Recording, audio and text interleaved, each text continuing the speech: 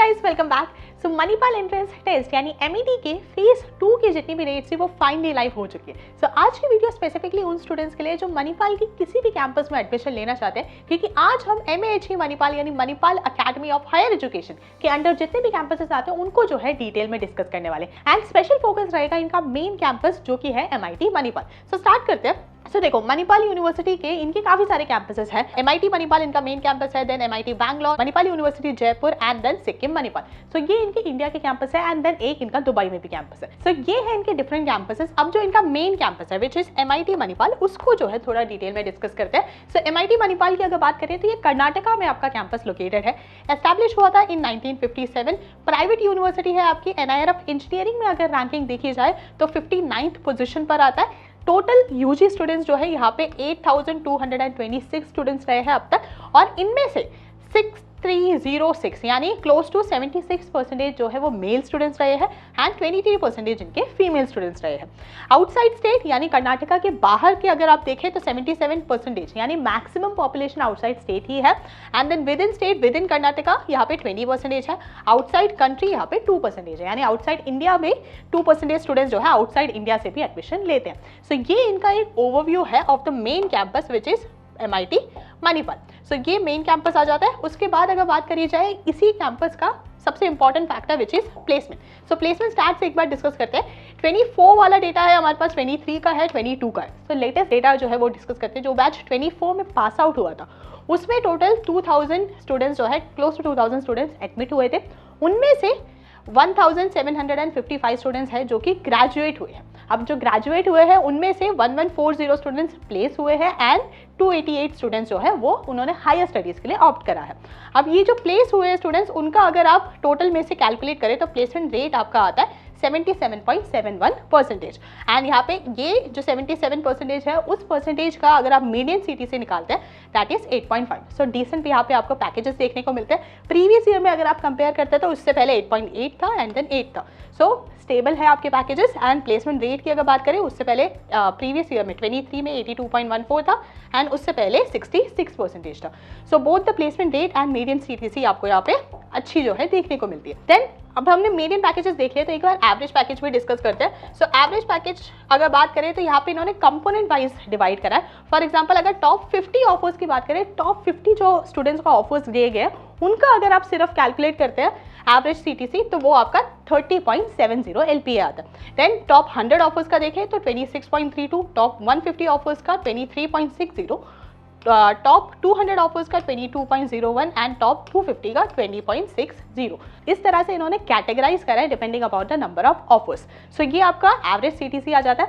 अब overall packages को highest, average, median को अगर आप ईयर वाइज कंपेयर करते हैं देन 2024 में हाईएस्ट था आपका 51.03, एवरेज 10.49 एंड मीडियन 8.48। सो ये एवरेज पैकेज हमने पहले भी डिस्कस करा था।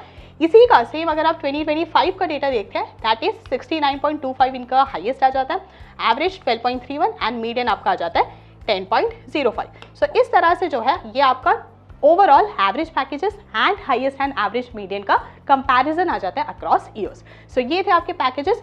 अब जो स्टूडेंट्स प्लेस हो रहे हैं वो किस सेक्टर में प्लेस हो रहे हैं।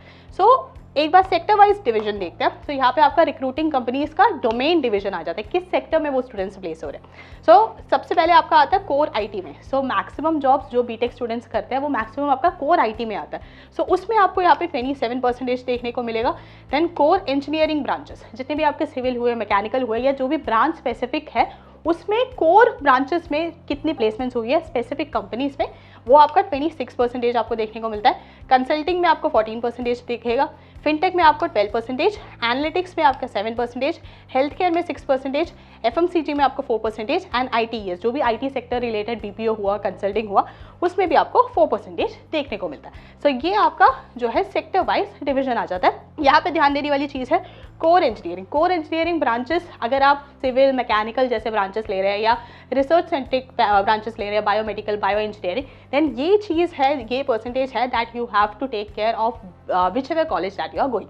सो यहाँ पे आपको ठीक जो है देखने को मिलता है। यहाँ पे 26% का मतलब है अच्छा खासा प्लेसमेंट हो रहा है even in the core sectors.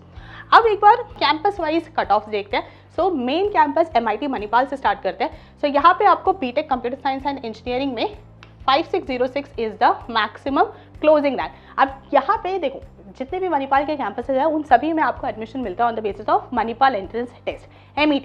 सो हम MET की बात कर रहे हैं कि MET उसमें आपको 5606 इज द मैक्सिमम रैंक, ये हाईएस्ट क्लोजिंग रैंक है जिस पे आपको MIT मणिपाल में CSE ब्रांच मिल सकता है। यानी कि अगर कोई स्टूडेंट है जिसका 5000 से रैंक कम है तो उनको किसी ना किसी राउंड में मिल जाएगा, बट द मैक्सिमम रैंक जिस पे आपको CSE मिल सकता है in this particular campus is the 5606। So that is the highest closing rank और द मैक्सिमम क्लोजिंग रैंक।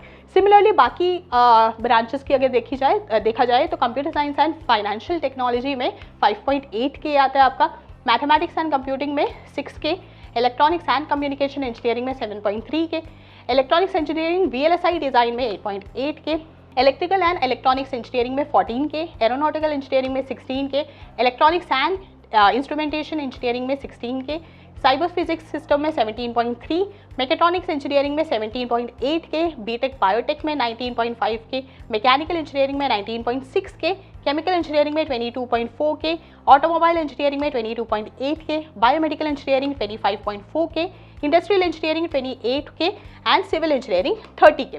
सो अगर आपको MIT मणिपाल में एडमिशन लेना है देन अगर ब्रांच स्पेसिफिक अगर आप नहीं देखते हो, ओवरऑल अगर आप देखते हो देन 30.1 के इज द मैक्सिमम रैंक जिसमें आप MIT मणिपाल कैंपस में एडमिशन ले सकते हो एंड देन ये स्पेसिफिक आपके ब्रांच वाइज कट ऑफ्स आ जाते हैं। सिमिलरली बाकी कैंपसेस के लिए भी देखते हैं।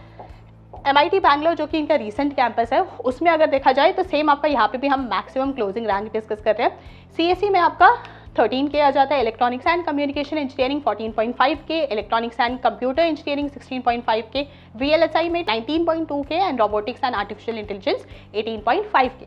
सो बैंगलोर एज आई सेड वो रीसेंट कैंपस है तो आपको बीटेक ब्रांचेस भी कम देखने को मिलते हैं एंड रैंक्स भी जो है अगर आप कंपेयर करेंगे विद MIT मणिपाल यहाँ पे काफ़ी ज़्यादा फ्लेक्सिबिलिटी है, यहाँ पे हायर रैंक्स पे भी आपको CSE भी मिल सकता है। अब next campus Manipal university Jaipur का अगर आप देखें तो देखो जयपुर का जो कैंपस है वो अच्छा खासा एस्टैब्लिश है।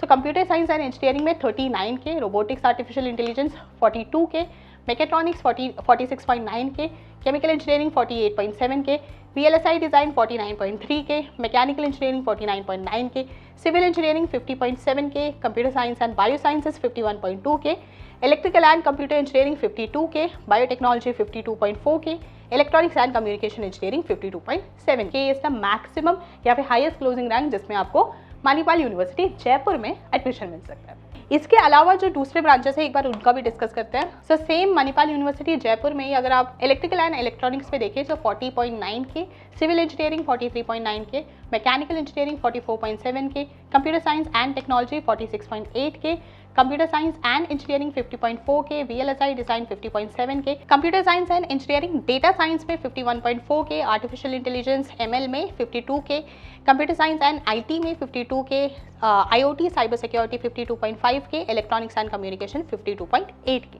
सो ये आपके different branch wise cut offs आ जाते हैं फॉर मणिपाल यूनिवर्सिटी जयपुर।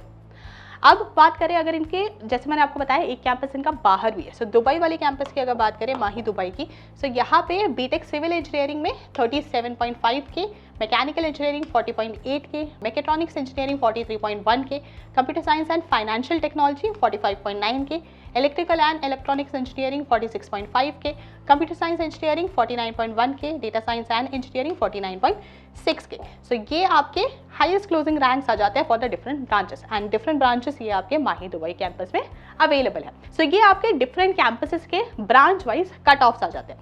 अब एक बार बात करें माही जो इनका मेन कैंपस है मणिपाल वाले कैंपस में टॉप रिक्रूटिंग कंपनीज कौन सी है। सो ये सारी आपकी टॉप रिक्रूटिंग कंपनीज है। जैसे आप देख सकते हो हमने सेक्टर वाइज डिवीजन भी देखा था, तो हर एक सेक्टर में आप यहाँ पे देखोगे कि हर एक जो आपका फिनटेक है, FMCG है, IT है, कोर कंपनीज है, उन सभी में जो बड़े नाम है वो यहाँ पे आपको इंक्लूडिंग कंसल्टेंसीज वो यहाँ पे मेंशन है। सो ये आपके टॉप रिक्रूटर्स आ जाते हैं इन द मणिपाल कैंपस जो कि इनका मेन कैंपस है।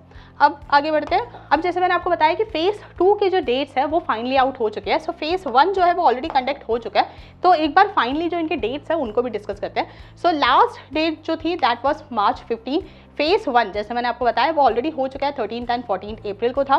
फेज़ 2 के जो एडमिट कार्ड्स है that will be release between 20 to 22 मई।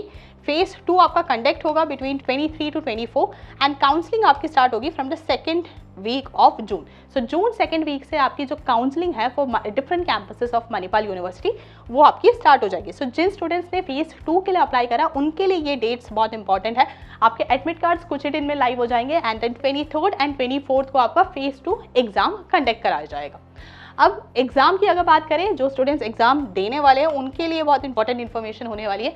सो यहाँ पे आपका जो टेस्ट है that will be computer based test. Total 2 hours का आपका टेस्ट है, 60 क्वेश्चंस रहेंगे, टोटल 240 मार्क्स का पेपर रहेगा आपका।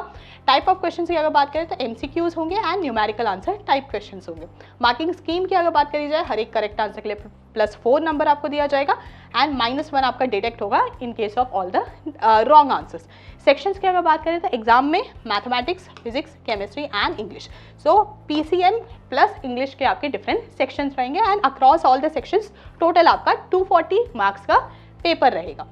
अब जो डिफरेंट आपके कैंपसेस हैं उनकी स्पेसिफिक एक बार स्कॉलरशिप डिटेल्स भी डिस्कस करते हैं। सो स्कॉलरशिप्स आपकी 2 सेगमेंट्स में डिवाइडेड है। एक आपका जो आप एंट्रेंस एग्जामिनेशन दे रहे हो विच इज MET, उसके बेसिस पे एक आपका स्कॉलरशिप है। उसके अलावा भी जो स्टूडेंट्स इकोनॉमिकली वीकर सेक्शन से बिलोंग करते हैं उनके लिए सेपरेट स्कॉलरशिप है। सो जो सेपरेट स्कॉलरशिप है दैट इज हरीश एंड बिना शाह स्कॉलरशिप। ये कैसे मिलेगा आपको? सो 100% वेव ऑफ है in program, hostel and mess fee for meritorious economically under privilege students जो कि बीटेक परस्यू करना चाहते हैं MIT मणिपाल मेन कैंपस में, based on a few criteria which includes your school का अटेंडेंस हुआ, आपका इनकम हुआ जो कि 12 लाख रुपीज से कम होना चाहिए। So if a students family income is below 12 lakh rupees and वो इस क्राइटेरिया को पूरा करते हैं देन बीटेक परस्यू करने के लिए MIT मणिपाल में they can avail this particular scholarship.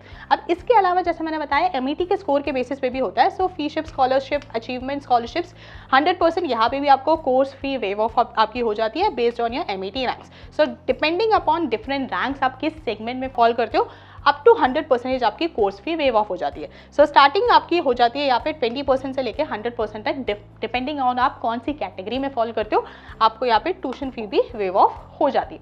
Then last जो चीज़ है, जो स्टूडेंट्स प्लेस होते हैं उनका एक बार जो है लिंक्डइन प्रोफाइल के बेसिस पे एक बार देखते हैं कि वो किन जो आपकी मेजर कंपनीज है वहाँ पे काम करती है। सो यहाँ पे जो आपका टोटल एल्यूमिनाई काउंट है दैट इज क्लोज टू 70,000। अब इन 70,000 स्टूडेंट्स में से जो मेजर कंपनीज में काम कर रहे हैं सो ये है जिन्होंने वहाँ पे अभी तक टोटल काम करा है एंड देन यहाँ पे आपके पास नंबर आ जाते हैं जो अभी करंटली इन बड़ी कंपनीज में एम्प्लॉयड है। सो ये कंपनीज जैसे आपके अमेजॉन हुआ, डिलॉयट हुआ, माइक्रोसॉफ्ट हुआ, इंटेल हुआ, ये वो कंपनीज हैं जो स्टूडेंट्स की ड्रीम कैटेगरीज में आती है।